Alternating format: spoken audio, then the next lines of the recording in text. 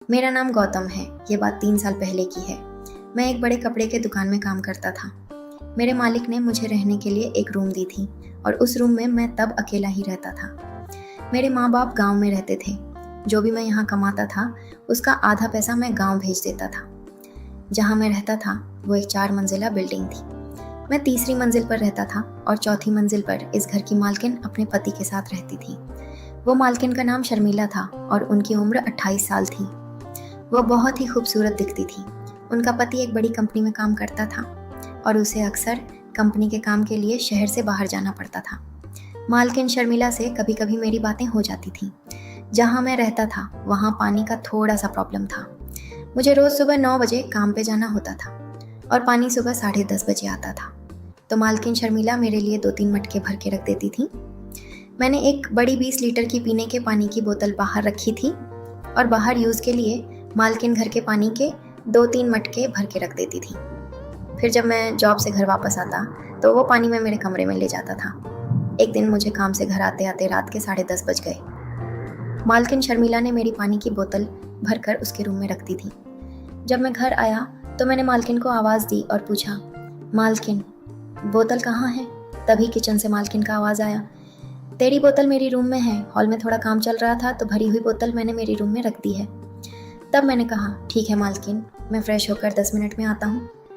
मालकिन ने कहा, ठीक है। जब मैं फ्रेश होकर मालकिन के घर आया तो देखा कि उनका दरवाज़ा खुला था, तो मैं बिना कुछ सोचे समझे सीधे मालकिन की रूम तक चला गया। तभी मैंने देखा कि मालकिन अंदर कपड़े बदल रही थी। उस वक्त मैं गलती से उनकी रूम में चला गया। मालकिन को उस हालत में देखकर मैं बिल्कुल घबरा गया और तुरंत पीछे मुड़कर बाहर निकल आया। कुछ देर बाहर रुकने के बाद मैंने फिर से बाहर से मालकिन को आवाज़ दी, मालकिन आप घर में हैं क्या?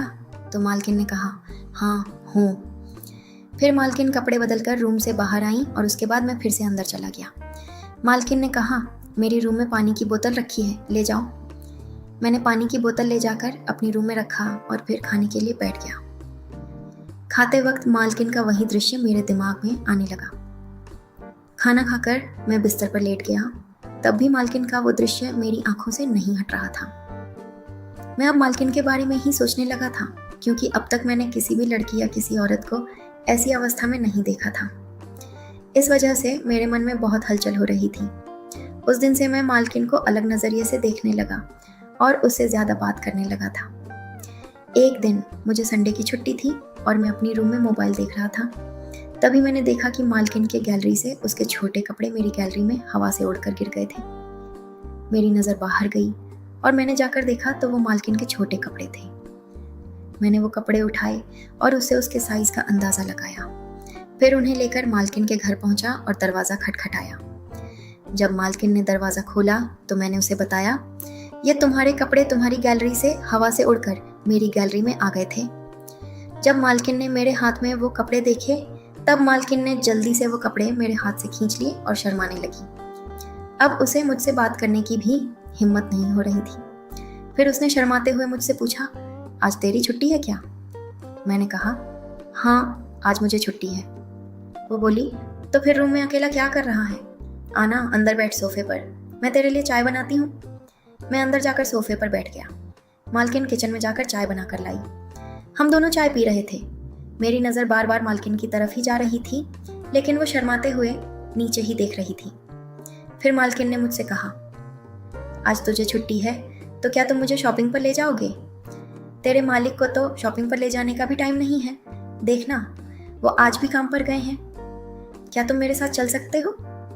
तुम्हारे पास गाड़ी है इसीलिए बोल रही हूँ, जल्दी जाकर वापस आ सकते हैं। मैंने उसे जवाब दिया, ठीक है मालकिन, शाम को 5 बजे चलते हैं। अभी मुझे बाहर थोड़ा सा काम है, इसलिए मैं अभी तो फ्री नहीं हूँ।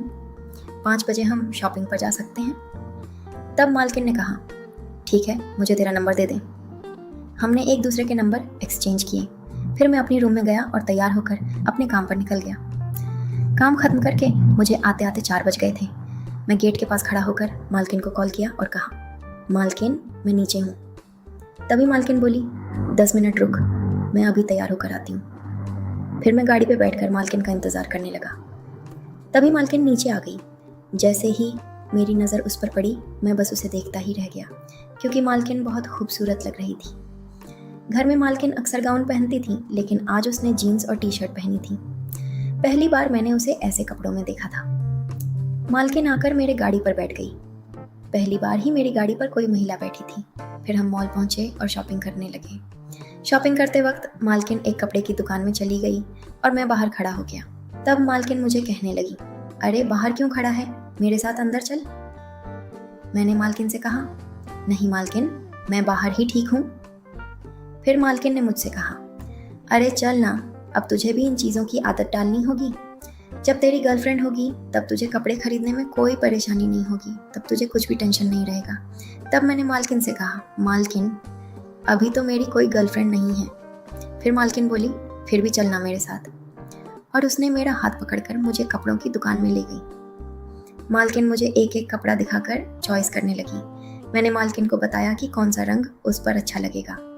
फिर मालकिन ने कुछ कपड़े खरीदे और उसके बाद हम दोनों एक होटल में नाश्ता करने के लिए गए। होटल में बैठने के बाद मालकिन मुझसे बोली, क्या रे गौतम, तू मुझसे झूठ बोल रहा है क्या? तू इतना हैंडसम है, तेरी कोई गर्लफ्रेंड नहीं है, ऐसा हो ही नहीं सकता। तब मैंने मालकिन से कहा, मालकिन मैं सच बोल रहा हूँ, 3 साल पहले मेरी एक गर्लफ्रेंड थी, लेकिन उसे एक अमीर लड़का चाहिए था। जो उसे चाहिए मैं उसे वो नहीं लेकर दे सका। फिर उसे एक बड़ा अमीर लड़का मिल गया और वो मुझे छोड़ के चली गई। तब से मेरा लड़कियों पर का विश्वास उठ गया है। उसी समय मालकिन ने मुझे कहा, अरे ऐसा होता रहता है, लेकिन सभी लड़कियां एक जैसी थोड़ी ही होती हैं। तब मालकिन को मेरे बोलने पर विश्वास हुआ कि मेरी कोई गर्लफ्रेंड नहीं है।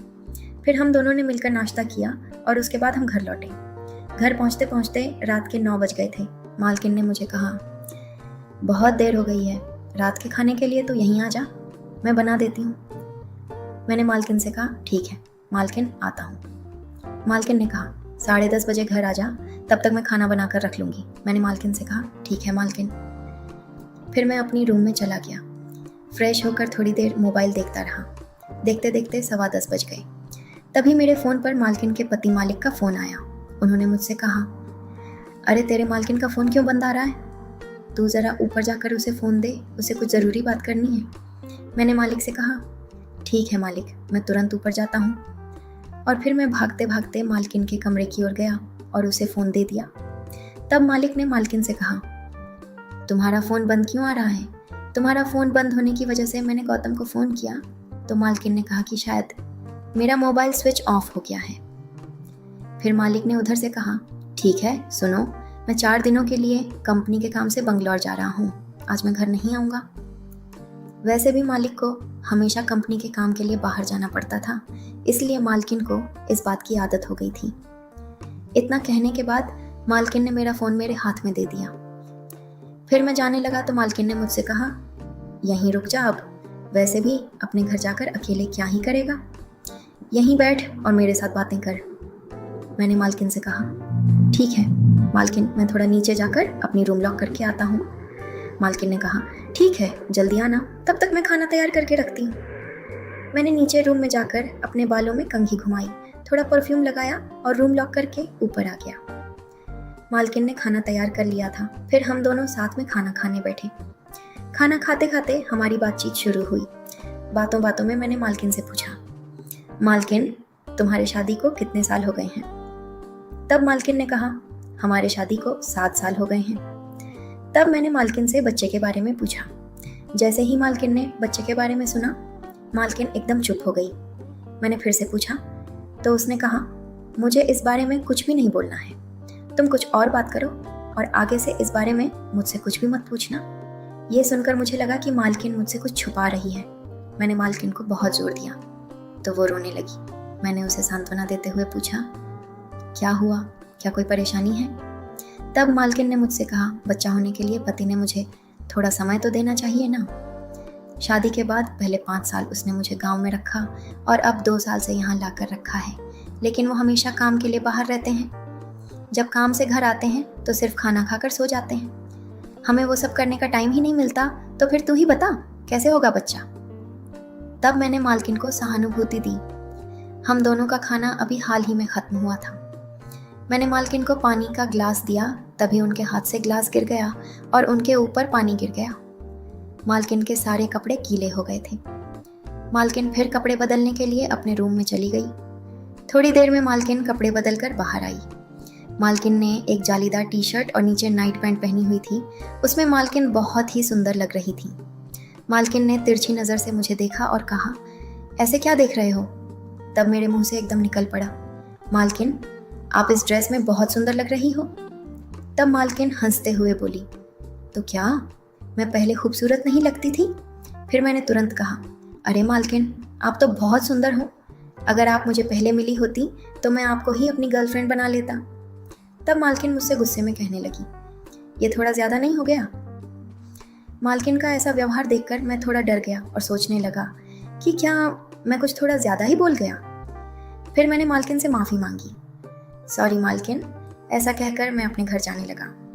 तभी मालकिन ने मेरा हाथ पकड़ लिया और मुझसे कहा, अब कहाँ जा रहे हो? यहीं रुको, तुम्हारे लिए मैंने जूस बनाया है, वो कौन पिएगा? मैं चुपचाप जाकर सोफे पर बैठ गया। मालकिन किचन में गई और हमारे लिए एक एक ग्लास जूस लेकर आई। हम दोनों टीवी देखते हुए जूस पीने लगे। टीवी पर एक इंग्लिश मूवी चल रही थी और उसमें कुछ अश्लील सीन चल रहे थे। उन सीन्स को देखकर मुझे मालकिन के सामने शर्माने लगी और मैं अपनी नज़र इधर उधर करने लगा। मालकिन मेरी तरफ एक नज़र से देख रही थी। मेरी नज़र इधर उधर होती देख मालकिन ने मुझसे कहा, इतना क्यों शर्मा रहा है? कभी किसी लड़की को किस नहीं किया क्या? मैंने मालकिन से कहा, नहीं मालकिन, मैंने अब तक कभी किसी को किस नहीं किया। मेरी जो पहले की गर्लफ्रेंड थी वो मुझे पास भी नहीं आने देती थी। तब मालकिन ने मुझसे कहा, तब तू मुझे ऐसा क्यों बोल रहा था कि तू मुझे अपनी गर्लफ्रेंड बना लेता? मैंने मालकिन से कहा, सॉरी मालकिन, मैं फिर कभी ऐसा नहीं बोलूँगा। फिर मालकिन ने कहा, देख, अगर तू मुझे अपनी गर्लफ्रेंड बनाएगा तो मेरे सारे नखरे तुझे झेलने पड़ेंगे। मालकिन की ये बात सुनकर मैं हैरान होकर मालकिन की तरफ देखने लगा। तब मालकिन हल्के से मुस्कुराते हुए मेरी तरफ ही देख रही थी। मैंने तुरंत कहा, ठीक है मालकिन, मुझे मंजूर है। फिर मालकिन बोली, अगर मेरे पति को पता चला तो? मैंने कहा, उन्हें कौन बताएगा? वैसे भी वो कभी घर पर होते ही नहीं, कभी तुम्हें समय ही नहीं देते। इस सब की कमी मैं पूरी कर दूंगा। तब मालकिन ने कहा, अच्छा जी, और फिर वो जूस पीने लगी। थोड़ी देर बाद हमारे दोनों के जूस खत्म हो गए। मैं भी अपनी रूम की तरफ जाने लगा। तभी मालकिन ने मुझसे कहा, कहाँ जा रहा है? आज यहीं रुक जाना, वैसे भी तेरे मालिक घर पर नहीं हैं, हम दोनों थोड़ी देर बातें करते हैं। फिर मैं अंदर आकर थोड़ी देर बैठा। हम दोनों बातें कर रहे थे। तभी मालकिन ने कहा, अब बहुत रात हो गई है, तू मेरे साथ यहीं सो जा, मुझे तुझसे कुछ काम है। यह सुनकर मैं बहुत खुश हो गया। फिर हम दोनों रूम में गए। रूम में जाते ही मालकिन ने अंदर से रूम का दरवाज़ा बंद कर लिया और मुझसे कहा, बहुत दिनों से मैं तड़प रही थी, अब आ गौतम, तू ही मेरी प्यास बुझा। इसके बाद हम दोनों एक दूसरे को सुख देने लगे। हम एक दूसरे में पूरी तरह खो गए थे। ये मेरा पहली ही बार था। देखते देखते रात के 4 बज चुके थे और हमारे 4 राउंड हो चुके थे। फिर हमने सोचा कि अब सो जाना चाहिए। कुछ दिन हमारी दोनों की यही स्थिति चलती रही। एक दिन मुझे गांव से फ़ोन आया कि मेरे पापा की तबीयत बहुत ख़राब है, तो मैं गांव चला गया। गांव पहुंचने पर मुझे पता चला कि मेरे माता पिता ने मेरे लिए एक लड़की पसंद कर रखी थी। मैं बहुत निराश हुआ क्योंकि मेरे दिल में मालकिन बसी थी। लेकिन कुछ दिन सोचने के बाद मुझे ये समझ में आया कि कितने दिन तक ऐसा चलता रहेगा, क्योंकि हमारे रिश्ते का कोई भविष्य नहीं था। एक ना एक दिन मुझे अपने जीवन के बारे में सोचना ही था। फिर मैंने अपने माता पिता की पसंद पर उस लड़की से शादी करने का फैसला किया। वो लड़की देखने में तो ठीक थी और स्वभाव से भी बहुत अच्छी थी। मैंने गांव में ही कपड़ों की दुकान खोली और वहीं रहकर अपने माता पिता और पत्नी की देखभाल करने लगा। जो गलती पहले की थी वो मैंने फिर कभी नहीं की। मैंने ठान लिया था कि अब मैं अपनी पत्नी को हमेशा खुश रखूंगा और उसे कभी धोखा नहीं दूंगा। दोस्तों, ये कहानी आपको कैसी लगी? कमेंट में ज़रूर बताएं और इस कहानी को ज़्यादा से ज़्यादा लाइक शेयर करें और चैनल को सब्सक्राइब करें। धन्यवाद।